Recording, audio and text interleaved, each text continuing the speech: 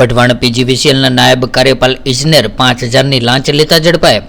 Surendranagar ACB સફળ ટ્રેપમાં વઢવાણ પીજીવીસીએલના પેટા વિભાગની કચેરીના નાયબ ઇજનેર પરેશકુમાર વિઠ્ઠલદાસ પંચાલ ₹5000ની લાંચ લેતા રંગે હાથ ઝડપાઈ ગયા।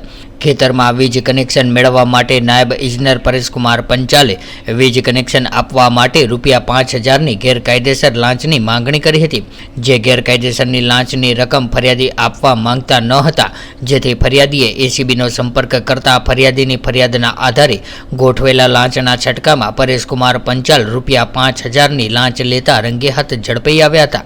ત્યારે ગેરકાયદેસર લાંચની રકમ ખેડૂતો પાસે માંગી હતી અને સ્વીકારીને પોતાના હોદ્દાનો દુરુપયોગ કરીને ઝડપાઈ જતા ગુનો નોંધાયો હતો।